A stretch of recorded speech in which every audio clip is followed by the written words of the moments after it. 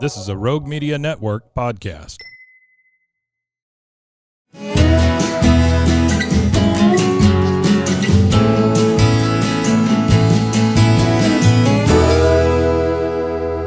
This is Central Texas Life with Ann Harder. Hello, everybody. Welcome to Central Texas Life, and I'm so happy to have Kaley Caperton Higdon with us today. I've been knowing you girls since you were a little girl. Yes, absolutely. A long time, and just happened to run into you here at the Rogue Media Studios on the 21st floor of the Alico building, I might add. Such a wonderful location. But, yeah, you were here to do No Waco podcast, and I told you, I had just seen on Facebook your new endeavor and had been wanting to have you on the podcast here, Central Texas Life, because I mean, you have spent your life here in Central Texas and accomplished so much, done so much in the entertainment world. I went on IMDb and Googled your name, and there you pop up with all kinds of stuff. Of course, I remember when you did Color Me. Color Me You. Yeah, the movie. That was in 2017. You did music for it. Yes. So, I mean, bottom line is you're an actor, but a singer. I knew you first as a singer. Yes. In fact, I think I was the judge of a little kind of a talent thing. Do you remember that? I think that's right. Was that when I was 8? Oh, no. Oh, gosh, in West. But it was you, Holly Tucker, and Brianna Picard. Oh, awesome. Yeah. Yes. That was a long time ago. And you were all like, about that big. We were probably, 11? Maybe 10 or 11. That was 20 years ago. Well, I mean, it was like 15 years ago. But vocally, I mean, you were all just so strong. And anyway, it was, I don't know that I could, I think they asked me to coach or something. Like, I got nothing. These kids need to be coaching me, which kind of brings us to what you're doing now. Yes. And with your wealth of experience, Kaley, and what you've done, you're sharing that now with the yes. people. I had a career in music and film and writing, and I loved it, and a big part of my life, my mom was part of all of that, and she passed in 2020, and so at the time I was like, I need a break. I need to figure out who I am, because so much of my identity was that relationship with my mom, right. and they were so supportive. Oh, absolutely, always of have everything been. You were doing. Yeah, and I would tour and stuff, and my mom would go with me because hanging out with Ryder, and they'd be backstage, and when I'd come off stage, it was them. Your son. Yeah, absolutely. And it was hard to figure out what life was going to look like without my mom. And so I took a couple years away and did some photography, which was really fun because it kept me doing creative stuff. That's interesting. It was really fun, and I got to photograph a lot of families, and then some musicians and all kinds of different things, and actually really got into sports photography, which, if you know me at all, is really funny because I know nothing about. I grew up knowing nothing about sports besides baseball, and so then I had been having these dreams on and off, which sounds so silly. I feel like Joseph, and having these dreams of being a choir director, and I was like, no, I will not be a choir director. Yeah, and I mean, like up there in my dreams, and I was like, no, that's not it. And so I kept having these dreams, and it kind of changed throughout. And then it's like one morning I woke up and I was like, I've got it. I've got exactly what I want to do. Now I just have to put it on paper and figure out how to do it. And so from that's when the Vocal Academy of Waco was born. Mm-hmm, mm-hmm. So this is going to be your first full semester, or have you been doing? Yes, so this is brand spanking. Yes, and actually we're still taking in some applicants because it's a niche thing that you've got to find, and like we're in no rush to close it down and say we're not taking anyone else, because the nice part is, like, I have 2 students right now that are completely polar opposite. I have a 13-year-old girl who is just like me, like really wanting to start performing, and just kills it at the national anthem, like absolutely phenomenal. Oh, good. And then I have a older gentleman that plays blues and rock, and has been doing great on Reverb Nation, and he's like, maybe I should rebrand and kind of stuff like that. So totally opposite, but the nice part is, no different than film or music, there's no wrong age to start.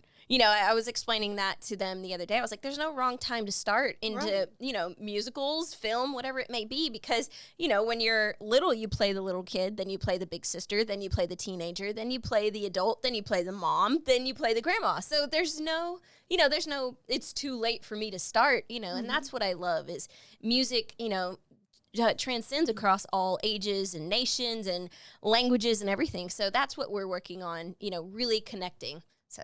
Yeah, but you've done, speaking of the acting, you've done a lot of acting. Are you just kind of, all right, I'm done with this? Or would you take a role if it came up? I might. It just kind of depends. The nice part about film is that, that movie actually only took like 2.5 weeks to shoot. Oh my goodness.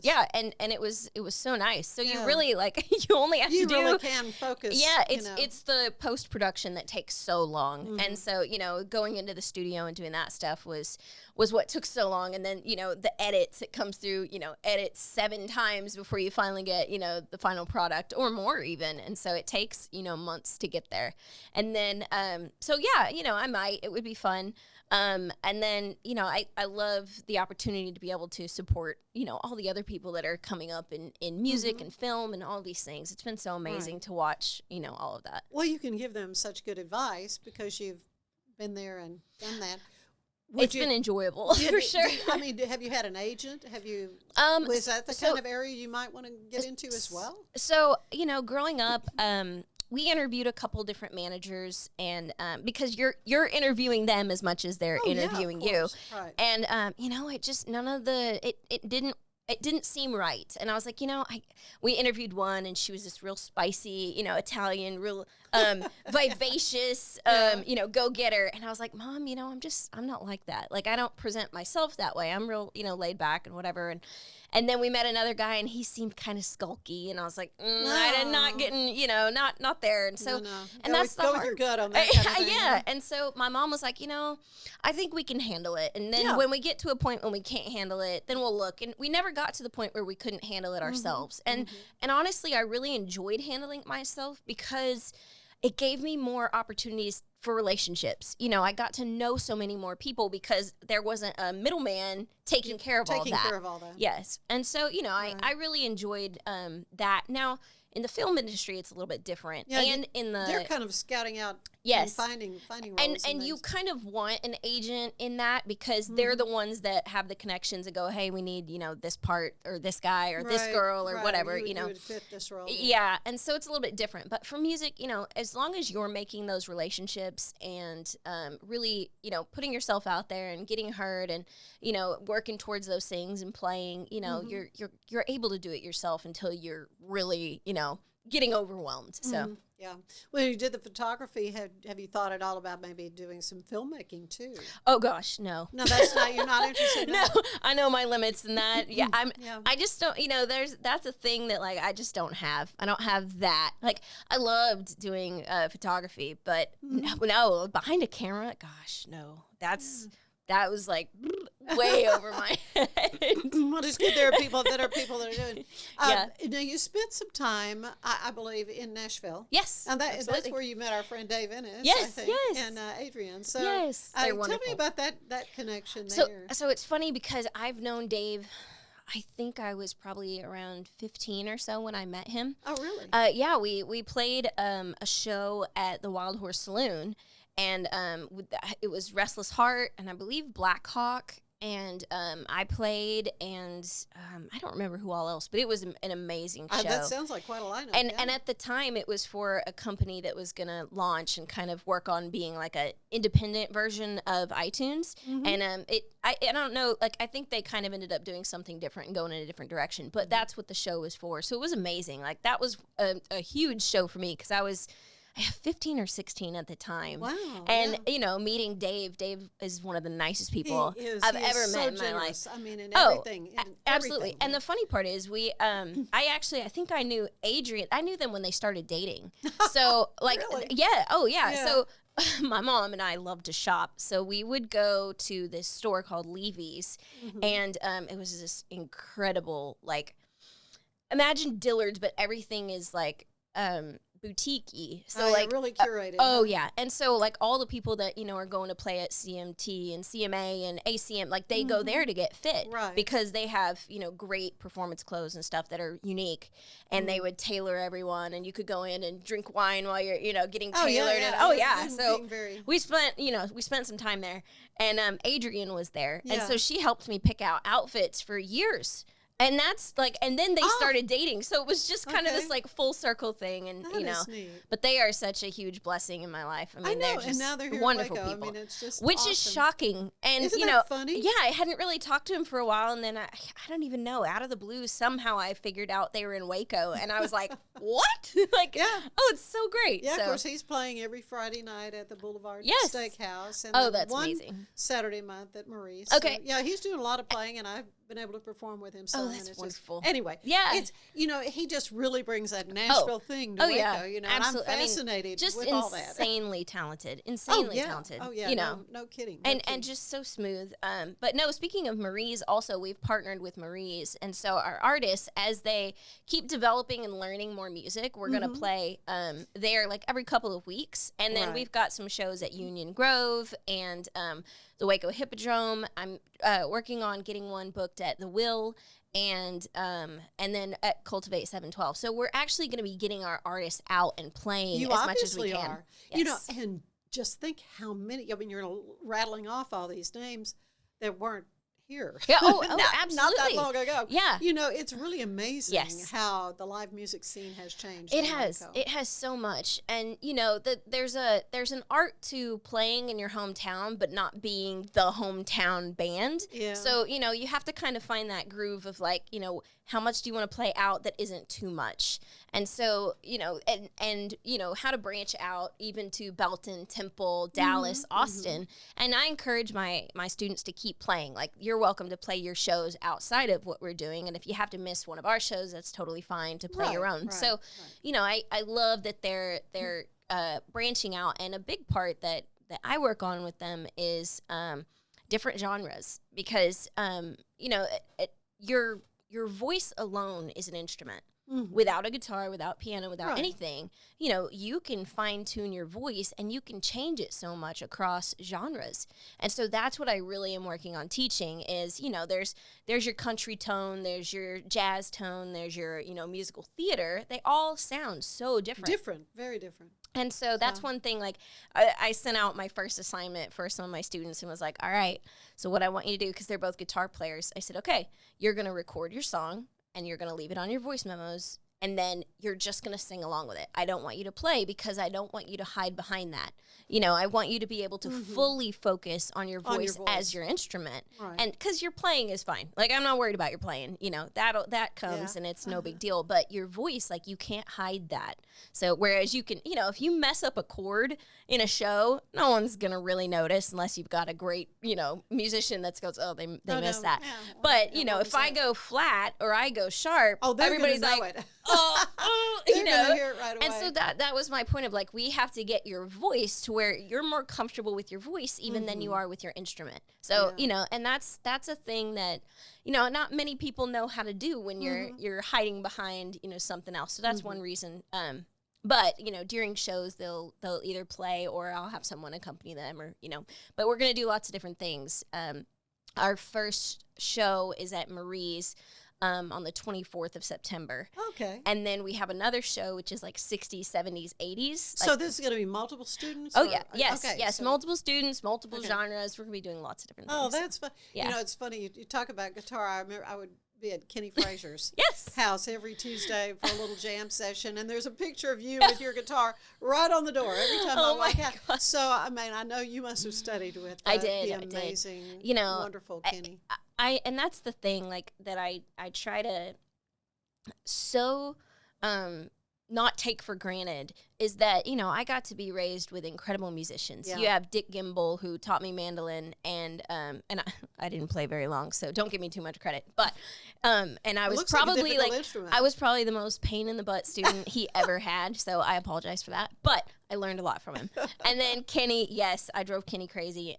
He was always like, Kaley, you would be so good if you just practice. And I was like, he would tell me that too. I was his stunning failure as a student, I'm afraid. I said, you know, I just can't do that. Oh, I know. And so I took from him from, you know, age 12 to probably 19 but I sure or so. To sing with him playing. I mean, he's amazing. And I got to play with Johnny Gimbel and Dick and Kenny out singing, and that was because he made me learn how to do jazz and Texas swing songs. And so, you know, that's kind of my point in teaching, is like the more genres and music that you have memorized and know, the more opportunities you're going to be able to get up and sing. Even if you're out at a restaurant and, you know, it's some random thing, and then, you know, you may hop up and go, hey, by any chance, do you know this song?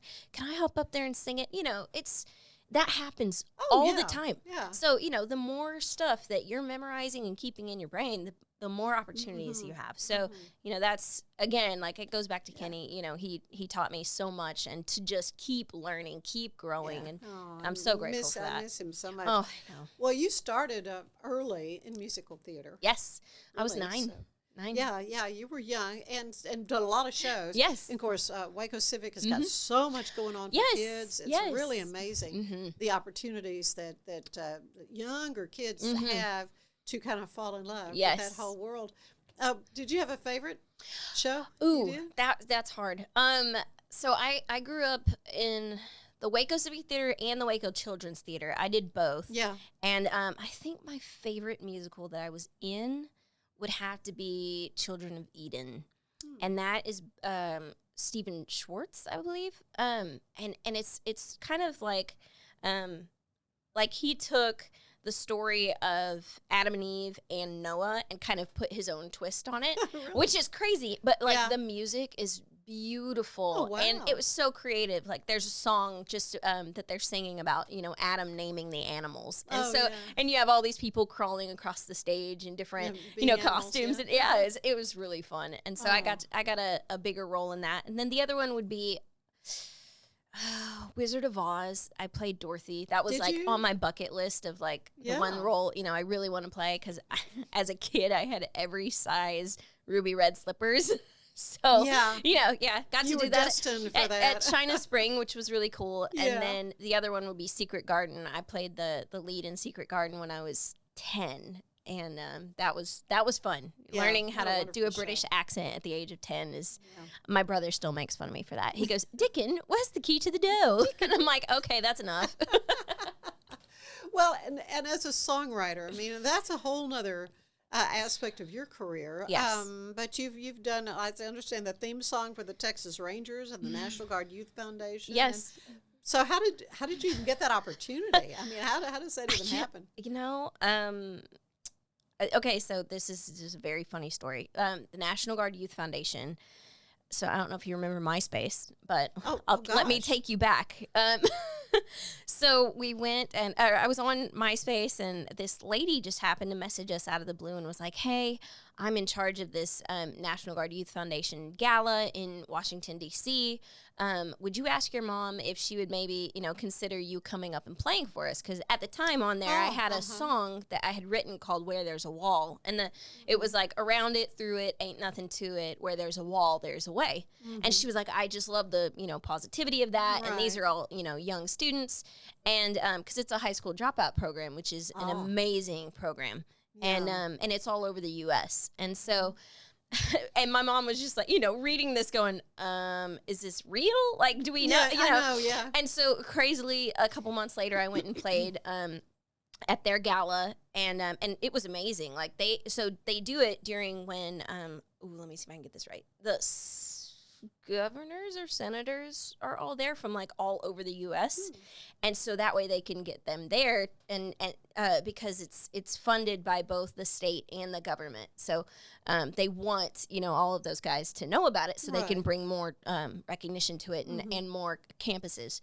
And so anyways, I went up and played there, and then just I loved it. And they, we just built this amazing relationship and started, they would have me come sing at all of their stuff. And it was cool because I got to meet like the senator of Louisiana, and then working with 4- and 5-star generals across all of the militaries or branches. And, it was just amazing. And it was so cool. And they were like, you know what, we need a theme song. And so I wrote this song with Billy Austin and Dave Robbins called Red, White, and Beautiful. And it was so cool. It was just an amazing experience. And then from that, the head National Guard, I can't remember what he's called, the chief, I can't remember. Anyways, I believe it was General Grass. He said that the National Guard didn't have an anthem. And I was like, because at the time, like, they hadn't yet become a branch of their own. And now they are an equal branch to all the others. And so they were like, yeah, we don't have an anthem. And I was like, oh, well, I'd love to write you one. So we wrote Always Ready, Always There. And it was so funny because, like, in the paperwork for all of that, the government can't accept a gift when you're like, oh, yeah, this song is for you guys. They're like, oh, but we can't accept that. And then they're also like, but we also can't buy it. So you're just kind of stuck in this, like... It's there. And so basically how it happened was, like, each state had to individually adopt it as their anthem. I see. Yeah, so it's kind of funny. Some legislative act. Exactly. It was like, that's funny. Sure. So no, that was really cool. I got to, play that at different things, and they had me fly up and sing the national anthem at a Washington Nationals game. And oh wow. Yeah, it was really fun. cool. And I saw your former colleague Holly Tucker just say recently at the Rangers game, right? Yeah. That's so cool. And so it was the cutest thing because I got to go, and my son went with me, so we flew up, and I have a picture, and it's the coolest picture. He's on the ground in, like, just a silly little, like, striped shirt, navy shorts, and a ball cap. And he's playing with a navy blue Angels toy. Oh, yeah. And there's 4-star generals above him looking down at him. And I snapped the picture. And it's so funny because obviously you can't hear it. But they were all like, they were arguing over what branch of the military he was going to be in. And I was like, oh my goodness, y'all. It was so funny. I was like, he's probably going to be on the baseball field. So it was cute. It was a sweet memory. So that's awesome.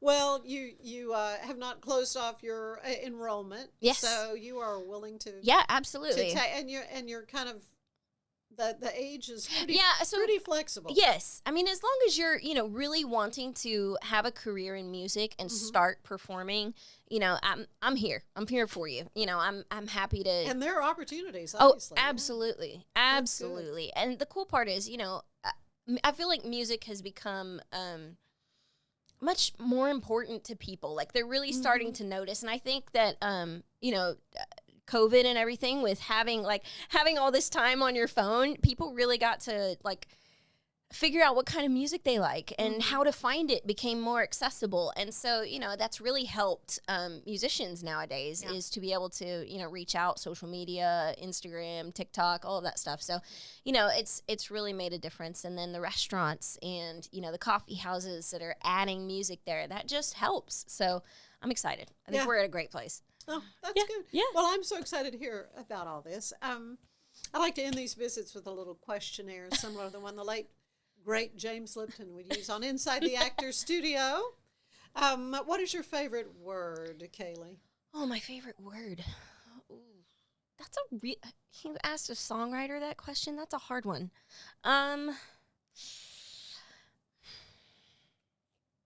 That, like, my head is just spinning. The one that I've been thinking of a lot lately is bittersweet. Oh, and really? so That's because a good word. There's a lot of that has come about in my life. Like, it's funny because I believe I was 12.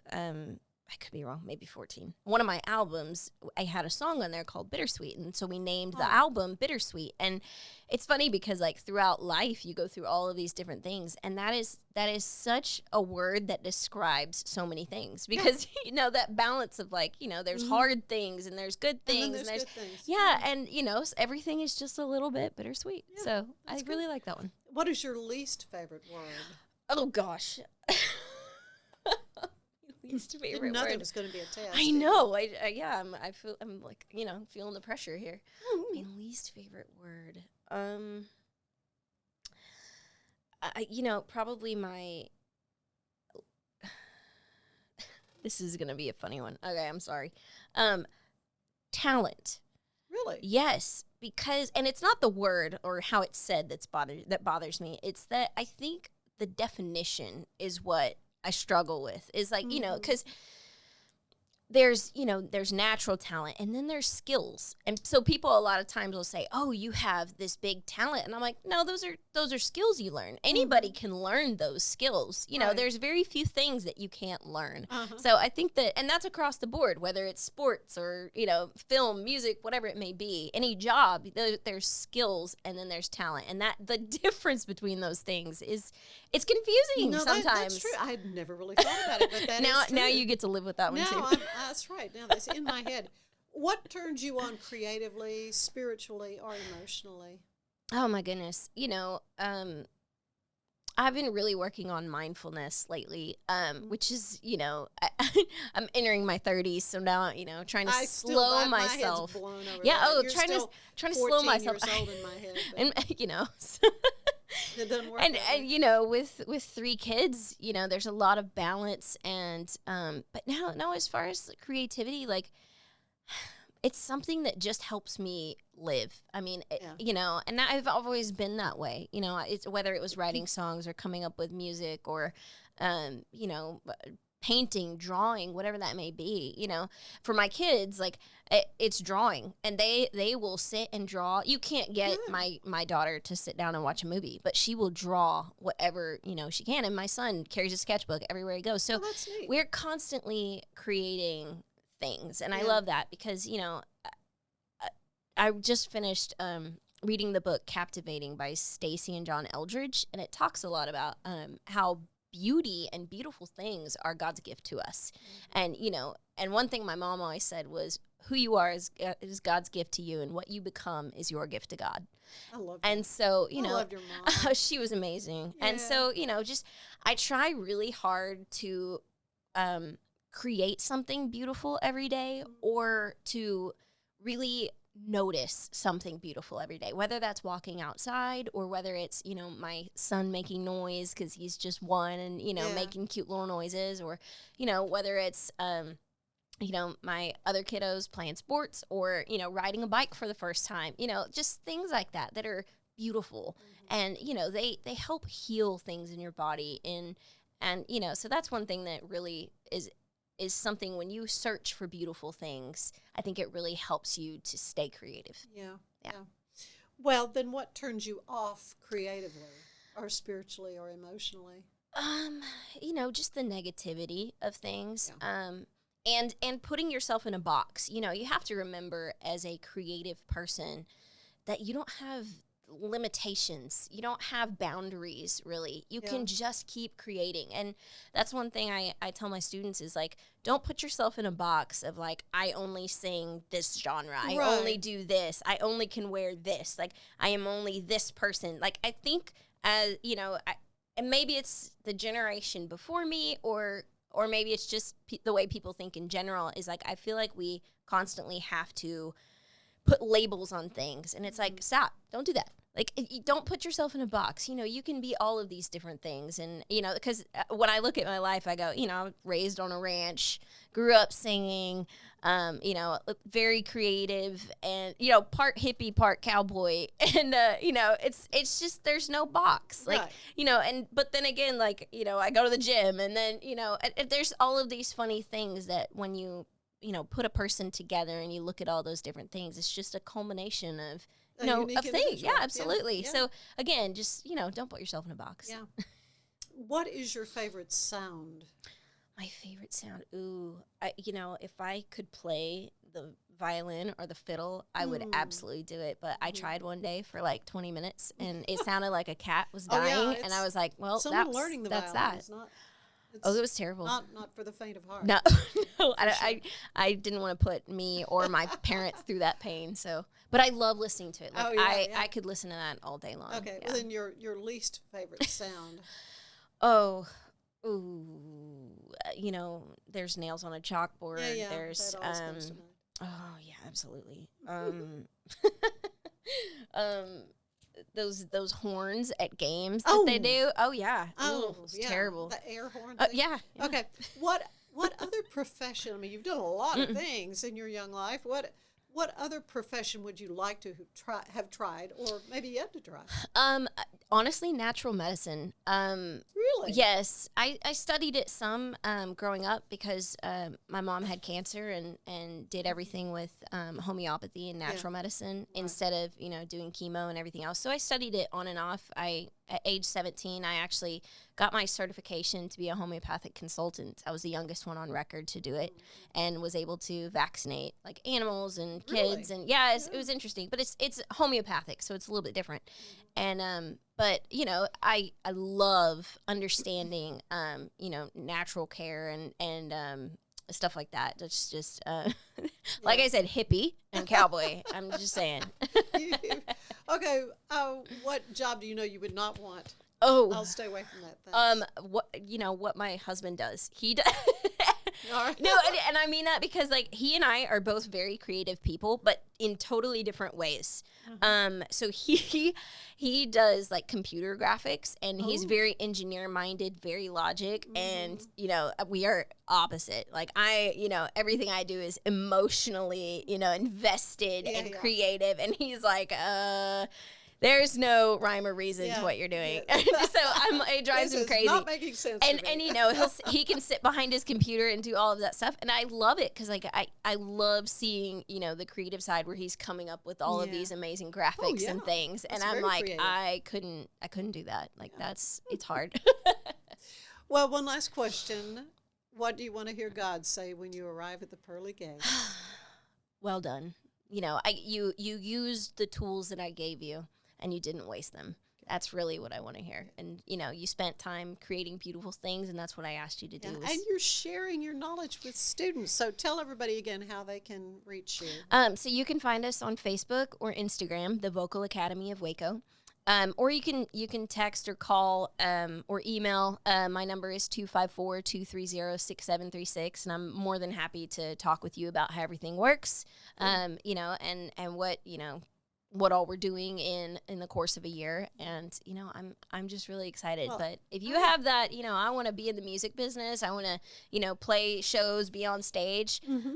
I'm your guy. You're the one. Well, I appreciate so much. I'm so happy to get to catch up with you. Thank you for having me. I so appreciate that. It's been too long. I know. And I'm just happy to have gotten to visit with you and to hear about this new adventure in your life. And thank you for the support. That has been the biggest part is, from having that support all across Waco for so many years. Like when I really decided I wanted to do this, I feel like, people were like, we're here to help, and I'm so grateful for that. You'll kill it, girl. Thank you. Thank you. Thank you, Kaley. Again, Kaley Higdon. And we're glad you've been with us. Thank you for joining us. We'll see you again next time on Central Texas Life. Bye-bye.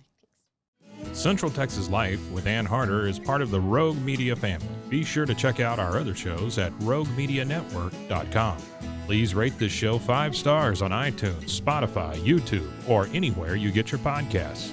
Join us again soon for more Central Texas Life with Ann Harder. This has been a Rogue Media Network production.